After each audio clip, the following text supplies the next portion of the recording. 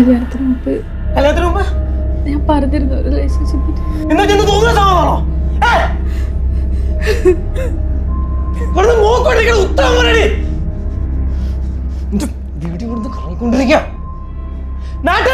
ഞാൻ സമാധാനം പറയാം.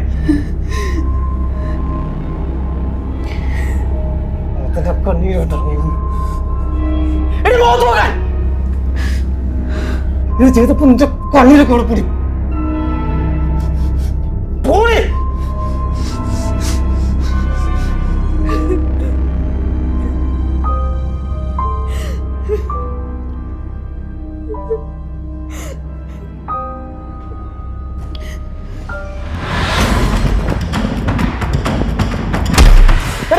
എന്താ പ്രശ്നം? എന്താ പ്രശ്നം? അറിയുന്നതല്ലോ. ഇതാരാ നിനക്കറിയാം? ആ സ്നേഹയുടെ ഭർത്താവാ ഞാൻ. നീ എന്തിനാണ് ഈ വീഡിയോ പലർക്കും അയച്ചു കൊടുത്തേ? ഞാൻ ഷെയർ ചെയ്തിട്ടില്ല. ഇതെങ്ങനെ ബ്രോഡോയില്? സത്യം പറയണം. ഇത് കഴിഞ്ഞ ദിവസം ഈ ഫോണിൽ മെമ്മറീസ് വരുന്നില്ല. അപ്പം ഓഫീസിലെ പോലത്തെ ഫ്രണ്ട്സ് ഇത് കണ്ടായിരുന്നു. പക്ഷെ അവര് ഇങ്ങനെ ചെയ്യില്ല. എനിക്ക് ഉറപ്പാ. എനിക്കൊരു ഫ്രണ്ട്സ് മാത്രമാണ്, നാട്ടുകാരെല്ലാം കണ്ടോണ്ടിരിക്കുക. ആരാ ചെയ്തത് എനിക്കറിയണം.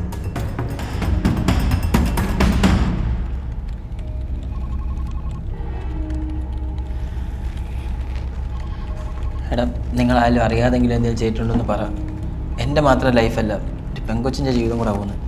നീ പറയുന്നത് ഞങ്ങൾ ആരെങ്കിലും അങ്ങനെ ചെയ്യുന്ന എനിക്ക് തോന്നുന്നുണ്ടോ?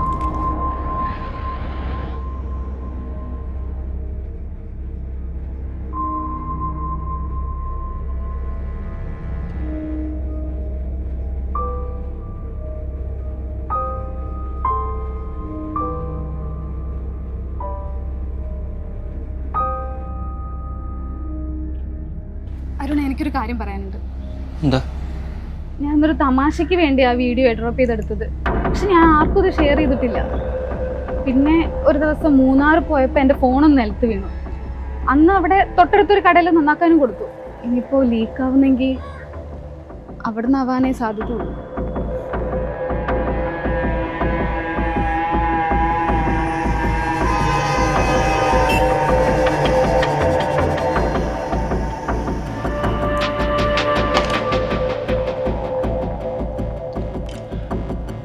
അണ്ണാ, ഇന്നത്തെ പണി കഴിഞ്ഞാൽ ഞാൻ ഇറങ്ങാണേ. ആ,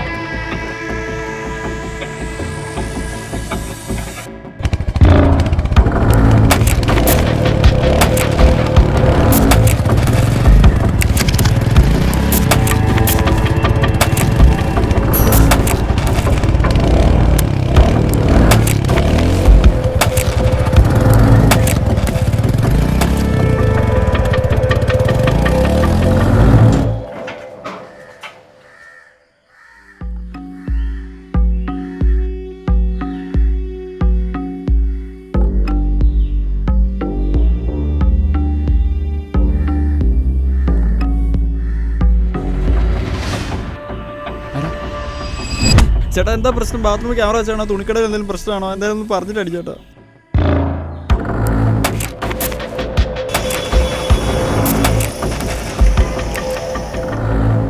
ഇങ്ങനത്തെ ഒരു 100 കണക്കിന് കേസുകളാണ് ഒരു ദിവസം സൈബർ സെല്ലിൽ റിപ്പോർട്ട് ചെയ്യുന്നത്.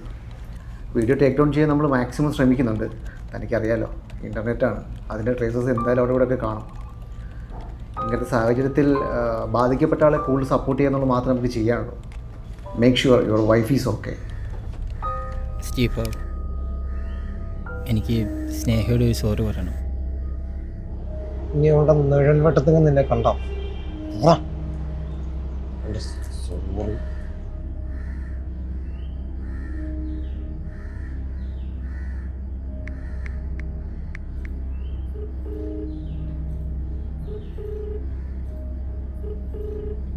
Your call has been forwarded to voicemail.